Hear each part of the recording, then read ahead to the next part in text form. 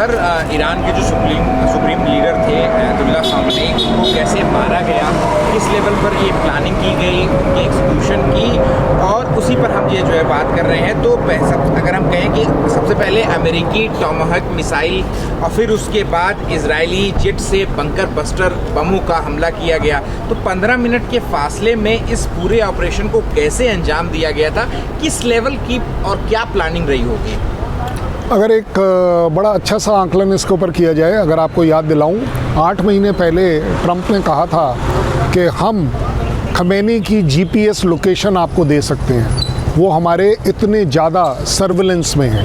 ये एक बहुत बड़ी बात है, लोगों ने उस समय ध्यान नहीं दिया, बट दैट मीन्स कि तब से लेकर अब तक वो कंटिन्यूसली एक इंटेलिजेंस सिस्टम इसके ऊपर काम कर रहा था, और इंटेलिजेंस के बेसिस पर ही आप इस तरह का एग्जीक्यूशन कर सकते हैं। और इसमें मैं कहता हूँ इजराइल की मोसाद और CIA एक्सपर्ट ज़रूर हैं, और उसका लाइव एग्जांपल है सिनवार मारा गया, नसरुल्ला मारा गया, ये सब इंटेलिजेंस पर मारे गए थे, और पिन पॉइंट जिसको हम बोल सकते हैं। सो अपने आप में इंटेलिजेंस बैकबोन है, उसकी ग्राउंड वेरिफिकेशन बैकबोन है।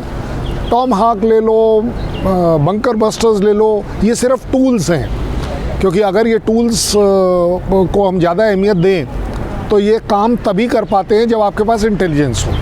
अब आगे बात कि किस चीज़ ने क्या काम किया या नहीं किया।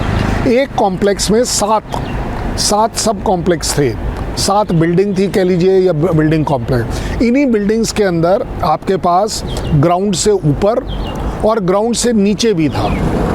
पहली बार ऐसा हो रहा था, जो इंटेलिजेंस दी गई थी कि खमेनी अपने उस लेवल जो लेवल 3 ज़मीन से लेवल 3 से नीचे से निकलकर लेवल 1 पर आ रहे हैं, और उस लेवल 1 के ऊपर बंकर बस्टर बम काम कर सकते हैं। इसलिए ऐसा कहा जा रहा है इंटेलिजेंस के तौर पर भी कि ये स्ट्राइक एक्चुअली दिन में सवेरे प्लान नहीं थी, ये शाम के लिए थी, बट एक अपॉर्चुनिटी देखी गई कि लीडर्स आ रहे हैं, तो लीडर्स आ रहे हैं किसी बड़ी मीटिंग के लिए आ रहे हैं, और अगर कोई स्पेसिफिक लीडर आ रहा है जो खमेनी के लेवल का है, तो जायज़ बात है कि कंफर्मेशन है, फिर एक इंटरनल कंफर्मेशन है कि खमेनी यहाँ आ गए हैं। तब आप देखते हैं 30 सेकंड के अंदर 30 ऐसे बॉम्ब गिराए जाते हैं, और रिस्क नहीं लिया जाता कि किसी एक बिल्डिंग में होंगे या दूसरी बिल्डिंग में होंगे। वो तीनों, वो जो 30 सेकंड में 30 बम है, वो 6 की 6 बिल्डिंग को ले लेता है कि कहीं कोई गुंजाइश ना दी जाए।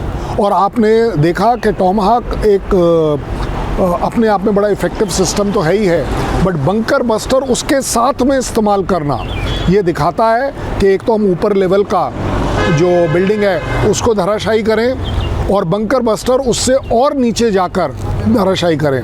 हो सकता है चाहे वो फर्स्ट फ्लोर कह लीजिए या ग्राउंड फर्स्ट फ्लोर कह लीजिए, और उस इंटेलिजेंस के ऊपर आप पाते हैं कि ये स्ट्राइक करी गई, और एक तरीके की वो डिस्ट्रक्शन पाई जो उस बंकर को, जो सो कॉल्ड लेवल 1 का बंकर है, ज़मीन के साथ है और ज़मीन से ऊपर है, उसको डिस्ट्रॉय करने में उन्हें सक्सेस मिली। सर, तो जो आप -1 बंकर की बात कह रहे हैं कि खामेनी जो है वो -3 से -1 पर गए, तो क्या हम ये माना जाए कि क्या कम डीप वाले, कम गहरे वाले बंकर में खामेनी के रहने की वजह से उनकी जान गई?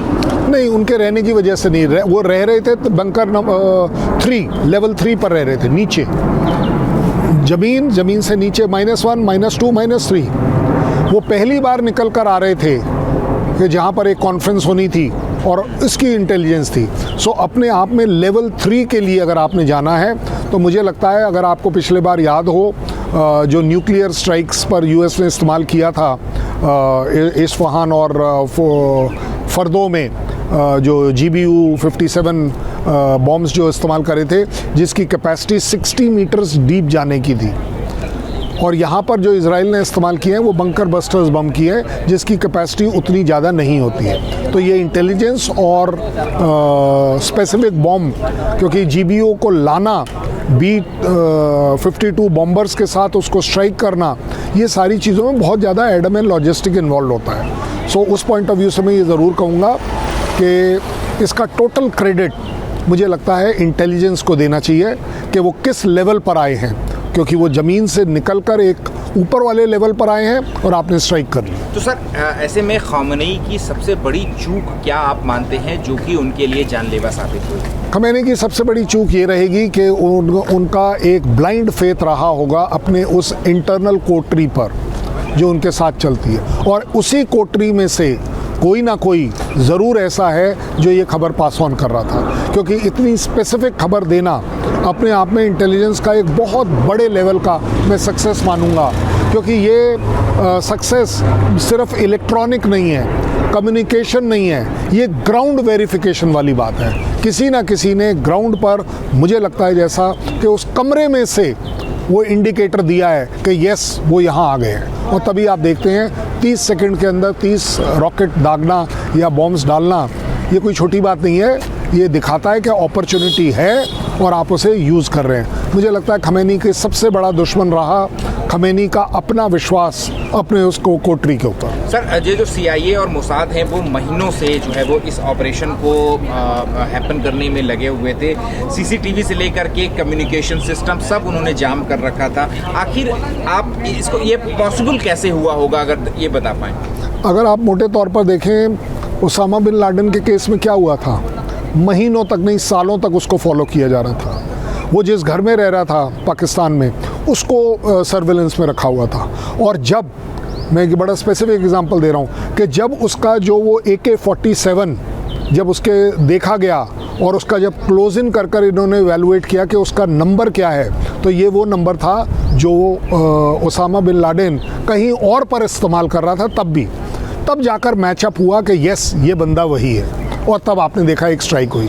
As far as Khamenei is concern, indicators जब हम बात करते हैं तो वो सिर्फ एक इलेक्ट्रॉनिक और कम्युनिकेशंस के नहीं है, सर्विलेंस के नहीं है, इलेक्ट्रॉनिक्स के नहीं है। सबसे बड़ा जो हमारे फ़ौज में भी कहा जाता है कि जो ग्राउंड इंटेलिजेंस मिलती है, जो स्पेसिफिक होती है, उससे बढ़कर कोई इंटेलिजेंस नहीं है। बाकी सारी चीज़ों को आप मैच करते हैं, और जब आप पाते हैं ये एक करेक्ट मैच हो गया, आप स्ट्राइक कर देते हैं। एक आखिरी सवाल है सर मेरा कि जो जिसका जिक्र आपने पहले भी किया हुआ है, जो खामेनी की जो सीक्रेट बैठक थी, जो सीक्रेट मीटिंग थी, इसका CIA और मोसाद को कैसे पता लगा होगा, ये कैसे पॉसिबल हुआ होगा, और ये CIA और मोसाद कैसे इन ऑपरेशनों को अंजाम देते हैं? कोई भी इंटेलिजेंस का जो काम है वो स्पेकुलेट करना मेरे ख्याल ठीक नहीं है, लेकिन फिर भी आसान है।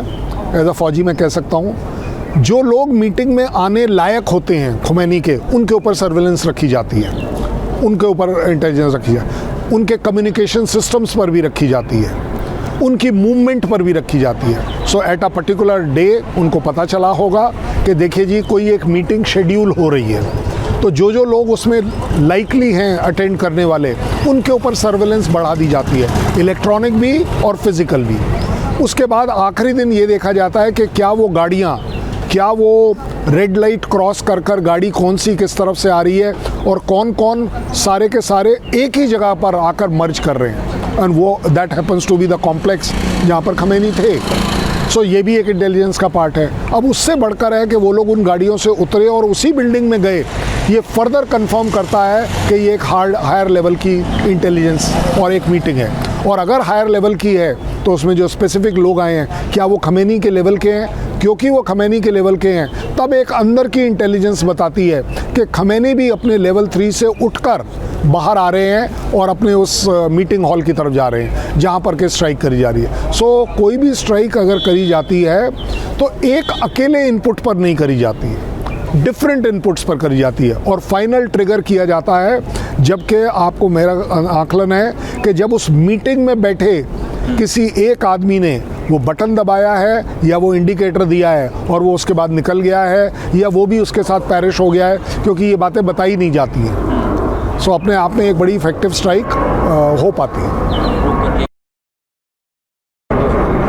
सर मेरे पास दो छोटे सवाल हैं। ट्रंप ने जिस तरीके से कहा है कि ट्रंप की शर्तों के सामने कहा है ना कि ट्रंप ईरान या तो पूरी तरीके से बिना शर्तों के सरेंडर करे तभी ये युद्ध जो है वो रुकेगा। ऐसे में ईरान के पास जो है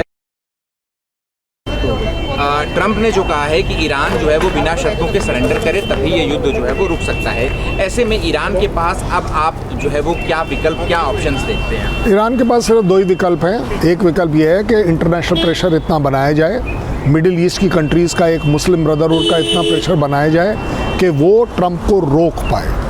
क्योंकि अपने आप अगर नेवी, एयरफोर्स और मिलिट्री पावर की बात करें तो कोई कंपैरिजन नहीं है, but at the same time उस समय को बाय करने के लिए, इस लड़ाई को थोड़ा आगे बढ़ाने के लिए इस समय इजराइल के पास सिवाय इसके कि वो अपने उन रॉकेट्स और ड्रोन्स को जहाँ तक पहुँच सकता है वहाँ पहुँचाए, वहाँ स्ट्राइक करे, चाहे वो यूएस बेसेस हों या ना भी हों। मैं तो ये कह रहा हूँ सबसे बड़ी बात होगी कि वो एक न्यूज़ क्रिएट करे कि कमज़ोर ज़रूर हूँ, टूटा नहीं हूँ।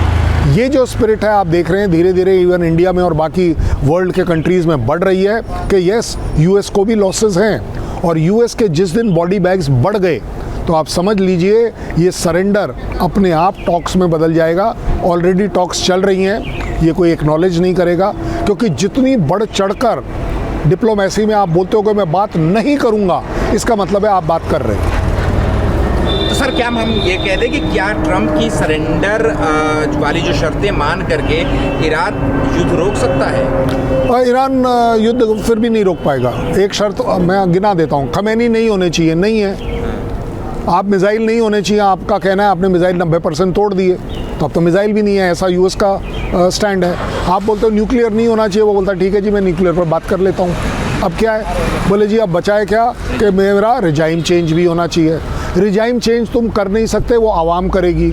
आवाम अगर किसी भी तरह का किसी भी दुनिया में रिजाइम चेंज करती है उसमें सालों साल लग जाते हैं। यहाँ तो महीनों की भी अगर बात करें तो ये रिजाइम चेंज अगले 4 सप्ताह में होने की परम्यूटेशन कॉम्बिनेशन में कहीं सेट ही नहीं होता।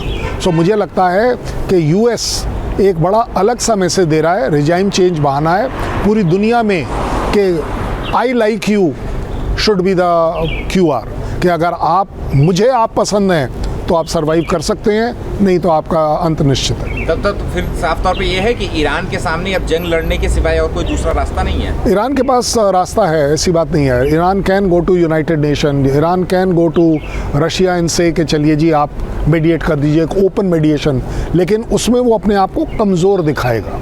और डिप्लोमेसी कभी भी एक कमज़ोरी के लेवल से नहीं करी जाती है। आप अपने आप को एक स्ट्रॉन्ग बताते हैं, तब कहीं जाकर आपके नेगोशिएशंस कहीं ना कहीं प्रैक्टिकली फेवरेबल विन विन के लिए आते हैं। अदरवाइज़ अगर आपने लूज़ ही करना है तो आप लड़के लूज़ करें या अपनी सोवरनिटी खोकर यूज़ करें, क्योंकि अब उन्होंने ये भी कह दिया है कि आपका जो नया लीडर निकला है वो जो खमेनी का बेटा, हमें वो भी एक्सेप्टेबल नहीं है। चलिए कल मैं दूसरा लगा दूंगा, वो भी एक्सेप्टेबल नहीं है। सो मुझे नहीं लगता कि ईरान के पास बहुत ज़्यादा चॉइस है, बट अपने आप में Iran can still save the situation कि वो यूनाइटेड नेशन में चला जाए, वो रशिया और चाइना के थ्रू इसको नेगोशिएट कर ले।